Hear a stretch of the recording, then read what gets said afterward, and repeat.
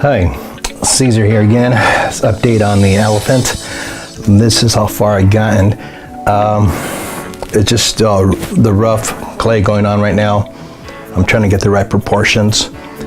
And today I'm working on the trying to get this area correct. I did modify the tusk slightly. They used to kind of curve. In fact, as you can see, the original tusks are like this here. After studying it, I go, God, you know, they kind of curved too much. It reminded me too much of a mammoth. So what I did, I just cut off the tips and gave it more of a kind of a less of a curve. I think I like these better now. It looks more realistic as far as the type of elephants we see today.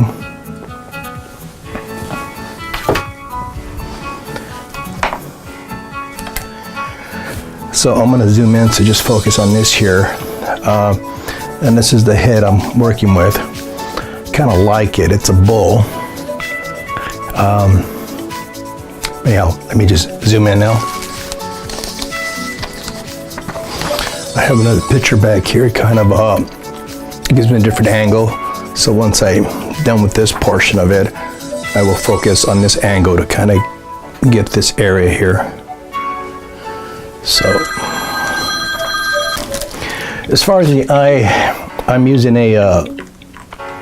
some beads that were from some costume jewelry, a good size. They're almost like a 1/2 inch diameter.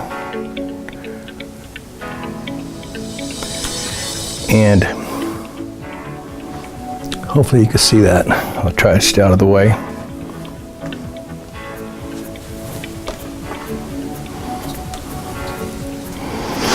I had this lump of clay under a lamp and it softens it up. If it gets a little too soft, kind of mix it around, let it cool off a bit.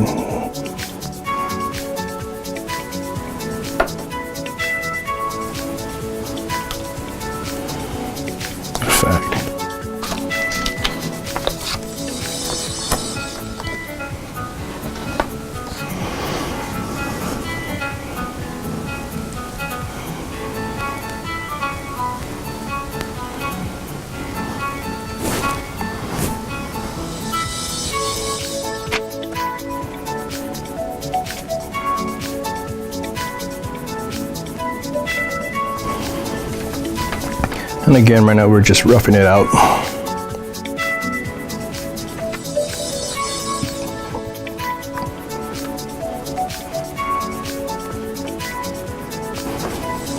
I used to use one of those denatured alcohol little lamps, and you squeeze it, kind of shoots a little flame.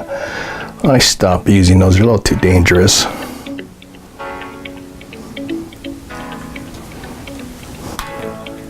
So now if I need to heat up a large section of clay like this here, I would just put a heat lamp on it or get a blow dryer.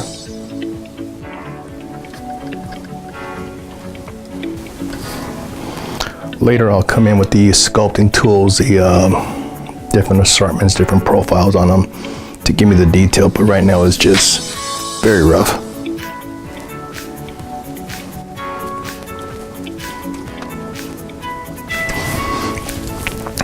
I'm kind of in a bad angle here. I can't really get in here where I need to be because of the camera.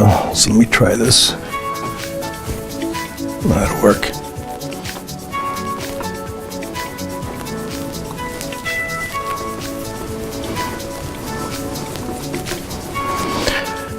Right now, I close the mouth.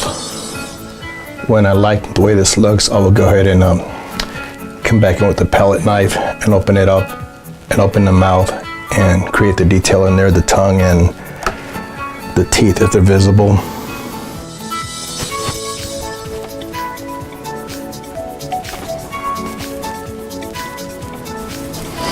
I like to keep the clay in my hands. My body temperature will keep this clay nice and soft.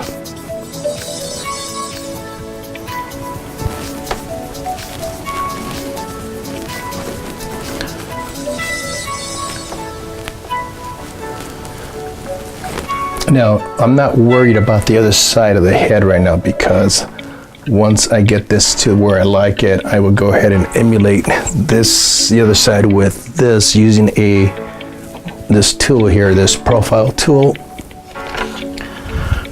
where basically you will take a profile,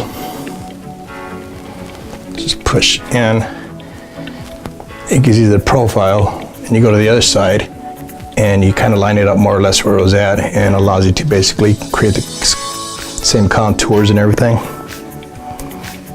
This is for woodworkers, where they use them for molding, to get the correct molding profile. And they have different ones. They have metal ones and this plastic one. I tend to like the plastic one better. The metal ones are a little too flimsy.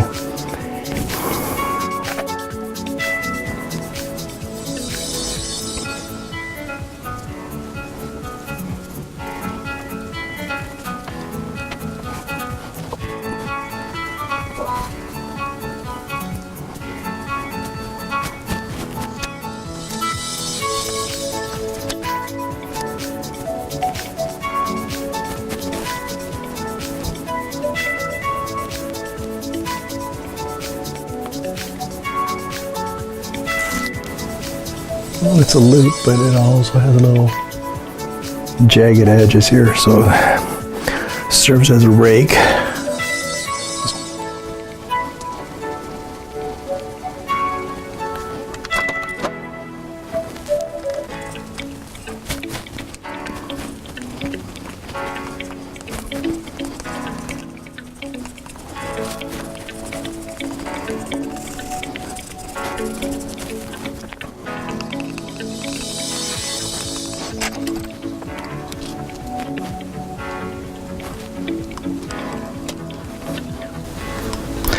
I did get the quote for the foundry on the casting job on this here.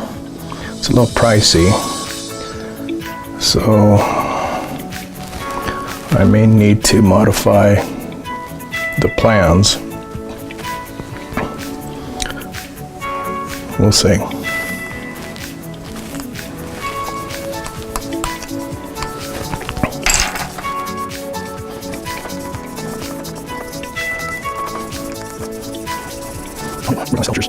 I like to spend most of my time on the head,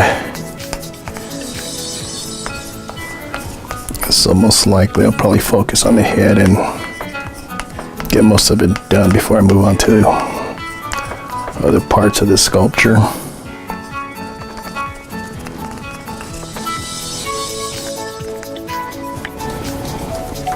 Now the tusks are going to be removable. It's going to aid the guy making the mold. He'll remove them, then we'll insert them later.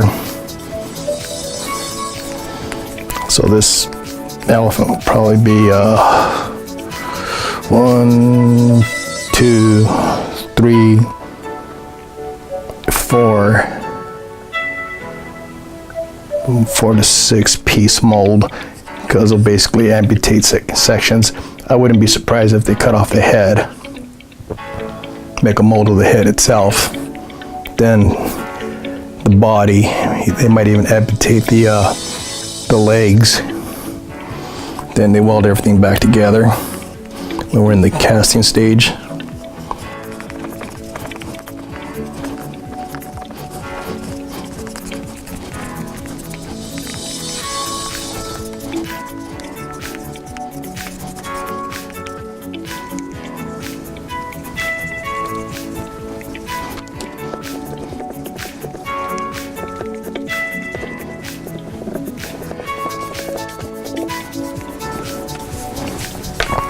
I was watching some videos on YouTube yesterday, and I guess they took place in India, where some of the elephants, my God, they just go berserk after a while.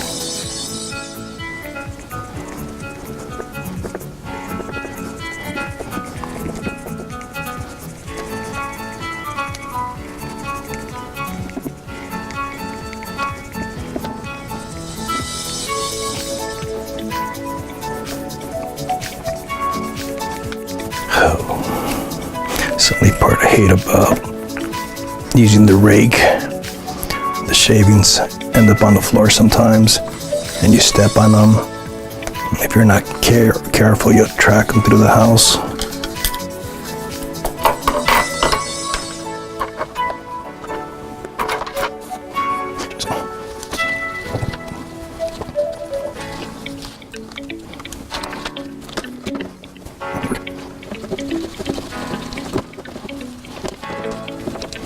This whole section obviously will get covered by the ear.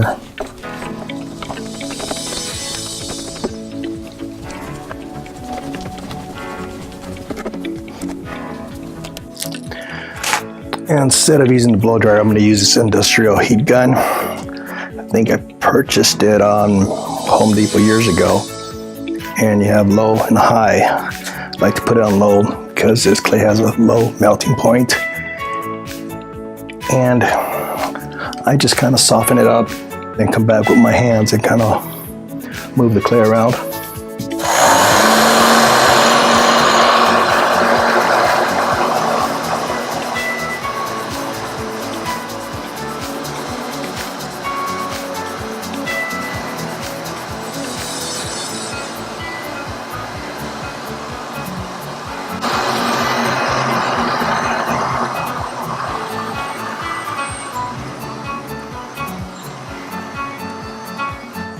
And I kind of let the clay the heat penetrate before I start touching it, because if I touch it right now, it's gonna be a little too wet, too tacky.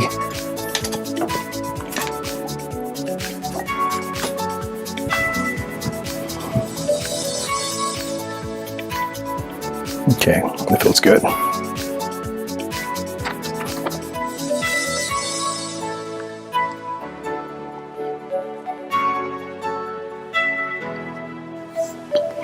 And I'm constantly looking at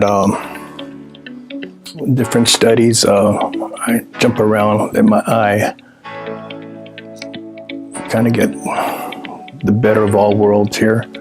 Because sometimes looking at 2D is kind of deceiving.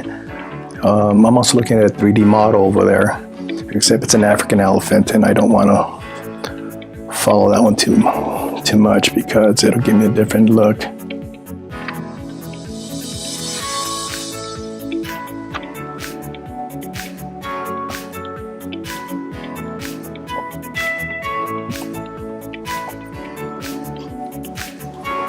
And I looked at several different models, elephants, images, many of them. And the two humps on the top of their head, oh boy, they vary greatly from elephant to elephant.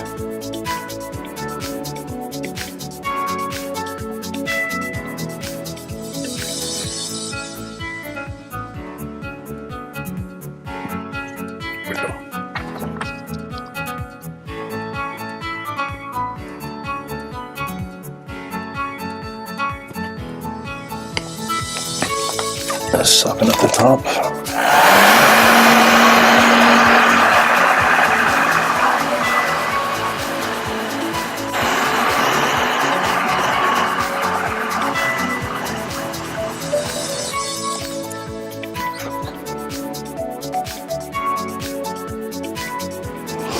I'm considering, not quite sure yet. I gotta talk to my buddy.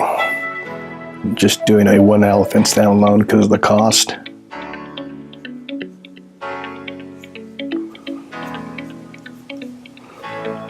Because to produce the two elephants with the base, terrain, it's coming out to about $9,500 per bronze. It's more than I expected. The mold itself, it's about 5,000 plus. And that's why I don't have an inventory of bronzes to sell, because it's just too darn costly.